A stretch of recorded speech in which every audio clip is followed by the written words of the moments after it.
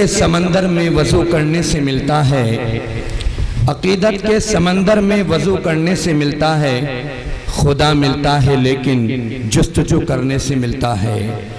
نہ دولت سے نہ شہرت سے نہ لوگوں کی حمایت سے، نہ دولت سے نہ شہرت سے نہ لوگوں کی حمایت سے، سکون دل خدا کی گفتگو کرنے سے ملتا ہے۔ یہ تھے حضرت مولانا مفتی محمد حسن صاحب جو ہمارے سامنے خوبصورت انداز میں ہمیں نصیحت فرما رہے تھے۔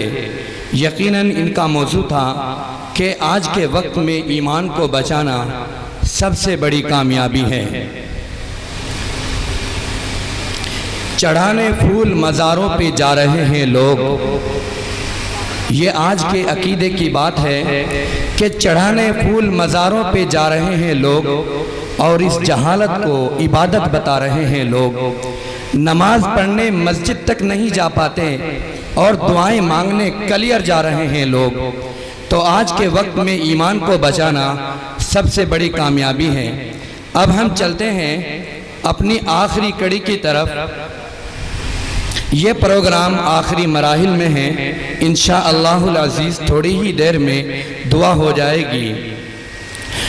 اب میں دعوت خطاب دیتا ہوں اس شخصیت کو جس نے اپنی سادگی کے خوبصورت انداز سے ہمیشہ سامعین کے قلوب کو فرحت و تازگی بخشی ہے، جنہوں نے ملک کے گوشے گوشے اور خطے خطے میں مذہب اسلام کا تعارف کرایا ہے، جو آج ہمارے اسٹیج پر صدارت کے فرائض انجام دے رہے ہیں، جن سے میری مراد حضرت اقدس استاذ الاساتذہ حضرت مولانا محمد ہاشم صاحب دامت برکاتہم العالیہ، استاذ مدرسہ تعلیم القرآن برہ ضلع میرٹھ۔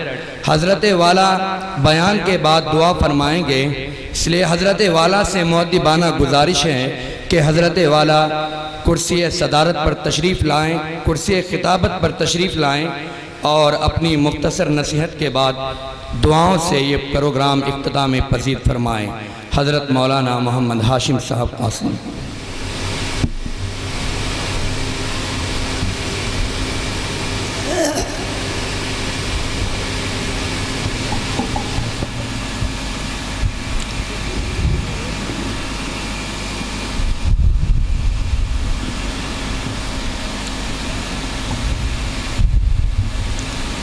بسم اللہ الرحمن الرحیم۔ نحمدہ ونصلی علی رسولہ الکریم، اما بعد، فقد قال اللہ تبارک و تعالی فی الکلام المجید والفرقان الحمید، فاعوذ باللہ من الشیطان الرجیم، بسم اللہ الرحمن الرحیم۔ وَإِذَا سَأَلَكَ عِبَادِي عَنِّي فَإِنِّي قَرِيبٌ أُجِيبُ دَعْوَةَ الدَّاعِ إِذَا دَعَانِ فَلْيَسْتَجِيبُوا لِي وَلْيُؤْمِنُوا بِي لَعَلَّهُمْ يَرْشُدُونَ۔ صدق اللہ مولانا العظیم۔ مدرسے کا نظام جیسا کہ چل رہا ہے اور چلا رہے ہیں، شاید ہے کہ مدرسے میں کمیٹی بھی ہوگی۔ مدرسے میں کمیٹی ہے نہیں ہے جی؟ کمیٹی میں کتنے رکن ہیں، کتنے آدمی ہیں؟ ہے جی 10 آدمیوں کا کام کیا ہے ان کا، جو مدرسے سے متعلق اور کمیٹی سے متعلق ہے جی؟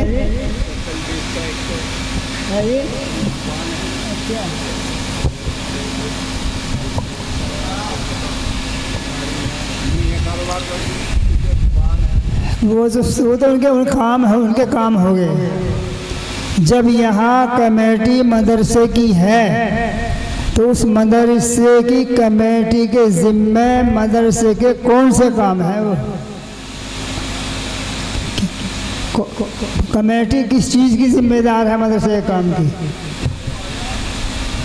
خدا نہ کرے مدرسے میں خرچہ نہ رہے، پیسے کی کمی پڑ جائے مدرسین کی تنخواہیں باقی ہیں کہ کوئی دوسرا کام و کاج مدرسے کا کیا جا رہا ہے، تو اس کمی کو پورا کرنے کے لیے کون ہوگا؟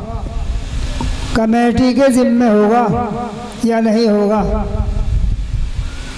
اور اگر ذمہ نہیں تو کمیٹی کیسی؟ کسی فوائد کسی غرض کے ساتھ تو کمیٹی کی جاتی ہے، بنائی جاتی ہے۔ اگر وہ غرض بھی نہیں، کوئی فائدہ بھی نہیں، تو کمیٹی اور بے کمیٹی کے سب برابر ہی نہیں ہوں گے۔ چندہ کریں گے کمیٹی کے لوگ، مدرسے کی ضرورت پوری کریں گے کمیٹی کے لوگ۔ اگر ان کے بس کا نہیں ہے تو استعفیٰ دے کر علیحدہ ہو جائیں کہ ہم نہیں اس بار کو، اس بوجھ کو ہم نہیں سنبھال سکتے، برداشت نہیں کر سکتے۔ ایسا نہیں ہے۔ جہاں بھی کہیں مدرسے اسلامیہ میں کمیٹی ہیں، ان کے یہی کام ہوں گے کہ مدرسے میں غلہ نہ رہا، طلبہ باہر کے ہیں، ان کا کھانے کا خرچہ ہے، یا مدرسین حضرات کی تنخواہ ہے، یا متفرقین خرچہ ہے۔ اگر وہ باقی نہیں رہے گا مدرسے میں تو اس کا پورا کرنے کی ذمہ دار جو کمیٹی بنائی گئی ہے وہ ہوگی شرعی روح سے، اور وہ اپنا محلے میں کرے، گاؤں میں کرے، خاندان میں کرے، باہر کرے، کہیں اپنے گھر سے دے، وہ کریں گے، وہ ذمہ داری ہے۔ کاغذ میں تحریر کروانے کے بعد میں یا نام رکھوانے کے بعد میں کمیٹی کا فلاں آدمی فلاں ہے فلاں اور اس کو ضرورت پوری نہ کر، تو کیا ہے وہ جو کمیٹی میں نہیں وہ بھی اور جو کمیٹی میں ہے جب دونوں کے دونوں برابر ہو گئے تو کچھ تو کام اس کا ہوگا یا نہیں ہوگا۔ سوچنے سمجھنے کی بات ہے، یہ بہت بڑی ذمہ داری کا کام ہے۔ مدرسے میں مثال کے طور پر تنخواہ کے پیسے نہ رہے، کون دے گا انہیں؟ کمیٹی ذمہ دار ہوگی، واجب الادا کمیٹی کے ذمہ ہوں گے۔ اللہ کے یہاں باز پرس کمیٹی سے ہوگی کہ اس کی تنخواہ وقت پر کیوں نہیں دی گئی۔ نبی کریم صلی اللہ علیہ وسلم نے فرمایا کہ مزدور کی مزدوری پسینہ خشک ہونے سے پہلے دے دینی چاہیے، بہت بڑی اہمیت ہے۔ اللہ کا شکر ادا کرو کہ خداوند قدوس نے آپ کی اس بستی کے اندر یہ چراغ روشن کر دیا، یہ چراغ روشن کر دیا۔ بہت سی آلات بالائے مصیبت اسی کی برکت سے ٹالی جاتی ہے۔ اس کا تعلق اور اس کی زنجیر آسمانوں سے ملی ہوئی ہے، ہمیں اور آپ کو پتہ نہیں ہے۔ گاؤں میں اگر دینی ادارہ ہے، دین کا کام کیا جا رہا ہے، قرآن شریف کی تعلیم ہے، تو یقیناً اس کا معاملہ آسمان سے ملا ہوا ہے۔ تو سب سے بڑی نعمت، سب سے بڑی دولت گاؤں کے لیے مدرسہ اسلامیہ ہے، اس لیے کہ قرآن کریم کی تعلیم اس میں ہوتی ہے۔ اور قرآن کریم کے بارے میں پروردگار عالم نے یہ فرمایا ہے کہ قرآن کریم پڑھنے والا، پڑھانے والا چاہے جس وقت جس سر سے پڑھ لے وہ قابل قبول ہے۔ ان الذین یتلون کتاب اللہ، جو لوگ قرآن کریم کی تلاوت کرتے ہیں، قرآن کریم کو سیکھتے اور سکھاتے ہیں، قرآن کریم کے سیکھنے سکھانے کا انتظام کر رکھا ہے، جن لوگوں نے قرآن کریم سیکھنے سکھانے کے لیے مدرسے قائم کر رکھے ہیں، جن لوگوں نے مدرسے قائم کرنے کے لیے سیکھنے سکھانے کے لیے اپنی محنت اور مزدوری کے کام میں سب لگاتے ہیں، ان کے لیے اللہ تعالیٰ تعریف فرماتے ہیں اور یہ کہتے ہیں کہ ہم ان کو پورا پورا اجر دیں گے۔ وَيَزِيدَهُم مِّن فَضْلِهِ إِنَّهُ غَفُورٌ شَكُورٌ، اور جو وعدہ ہے متعینہ اس کے ثواب کا، اس ثواب سے بھی ہم زیادہ دیں گے۔ اور زیادہ کی اللہ تعالیٰ نے کوئی قید متعین نہیں کی ہے۔ میرے محترم دوستوں اور عزیزوں، مدرسوں کی قدر گھر سے بھی زیادہ کرنی پڑے گی، اس میں اللہ تعالیٰ کا کلام ہے، اور کلام اللہ تعالیٰ نے سب سے پہلے اپنی زبان مبارک سے پڑھا۔ کلام اللہ تبارک و تعالیٰ کی زبان سے پہلے پڑھا گیا۔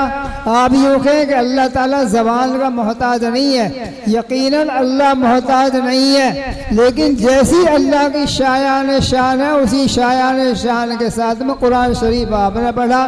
پھر جبریل علیہ السلام کو پڑھایا، اور جبریل علیہ السلام نے نبی کریم صلی اللہ علیہ وسلم کو پڑھایا، اور نبی کریم صلی اللہ علیہ وسلم نے صحابہ کو پڑھایا، اور صحابہ کرام نے تابعین کو پڑھایا، اور تابعین نے تابعین کو پڑھایا۔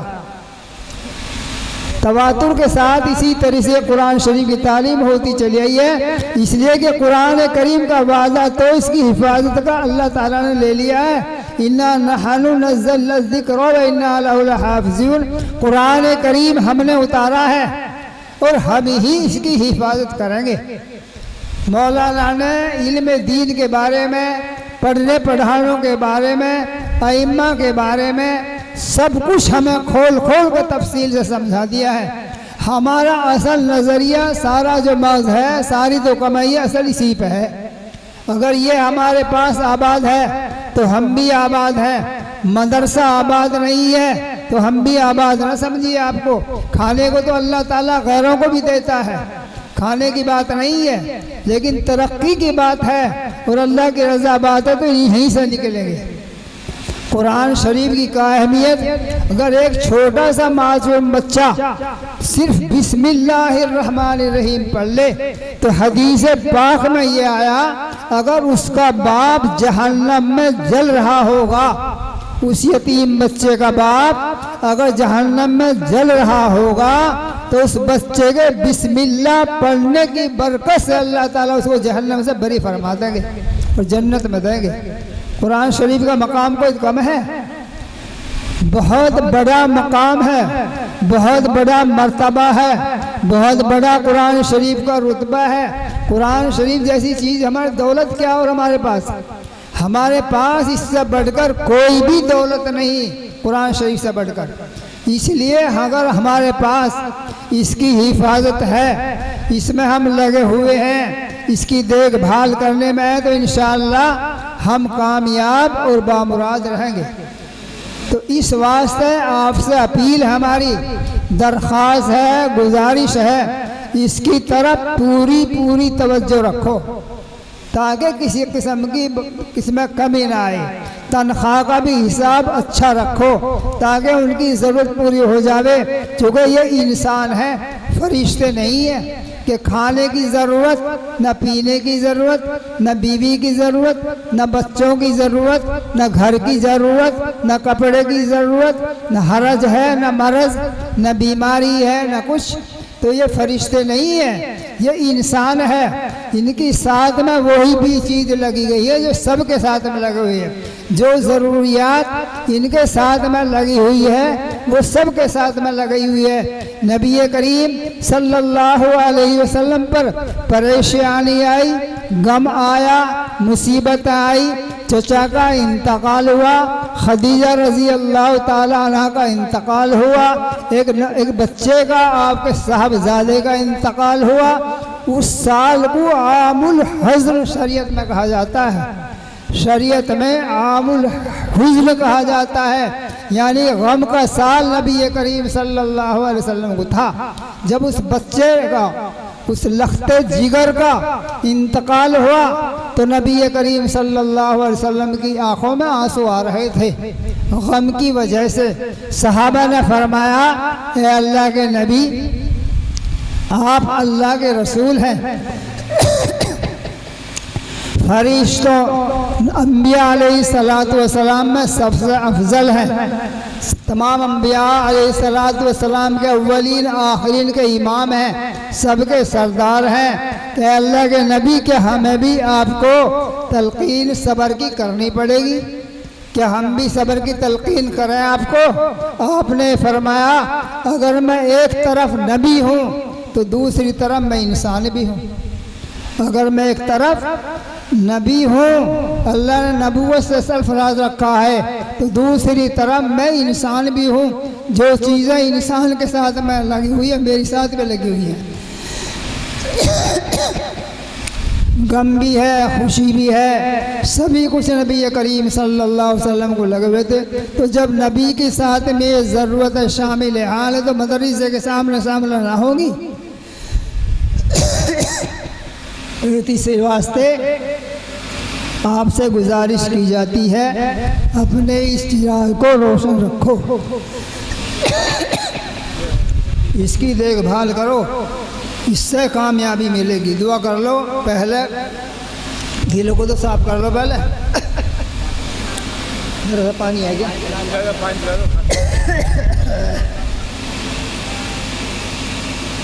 دلوں کو صاف کر لو۔ دعا کے لیے دلوں کو صاف کرنا نہایت ضروری ہوگا۔ دل بھی دعا تبھی کریں، دل آتا ہے جیسے کپڑے پر آ جاتا ہے، برتن پر آ جاتا ہے، مکان پر آ جاتا ہے، اسی طریقے سے دل پر بھی میل کچیل آ جاتا ہے۔ اس میل کچیل کرنے کے لیے استحقال ہے تو وہ لا الہ الا اللہ ہے۔ لا الہ الا اللہ کی ضرب سے دل صاف ہوتا ہے، بالکل سنہرا ہو جاتا ہے۔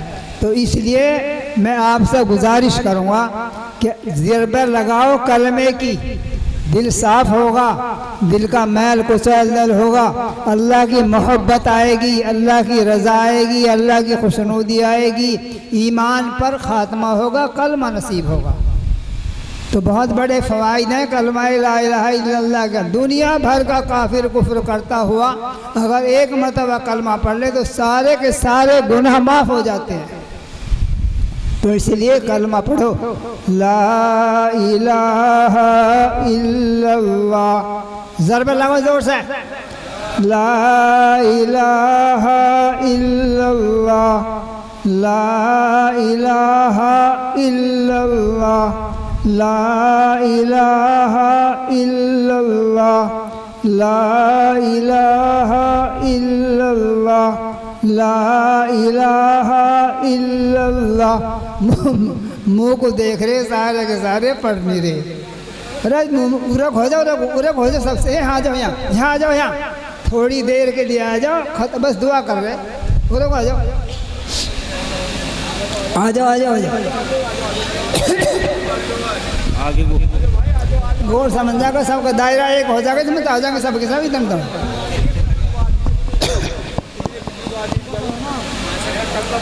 بہت اچھا آدمی، بہت اچھے ماشاءاللہ۔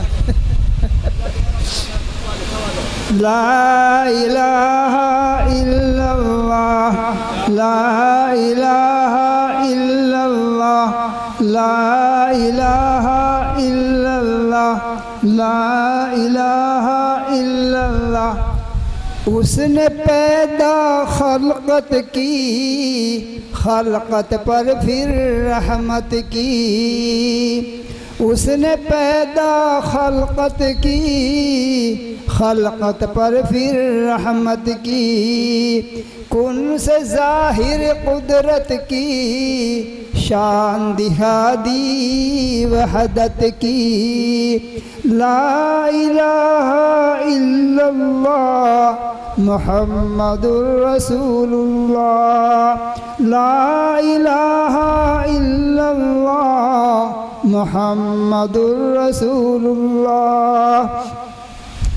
مسلم فکر عقبہ کر، دل سے ترک دنیا کر، مسلم فکر عقبہ کر، دل سے ترک دنیا کر، ہر دم یاد مولا کر، رویا کر اور بولا کر۔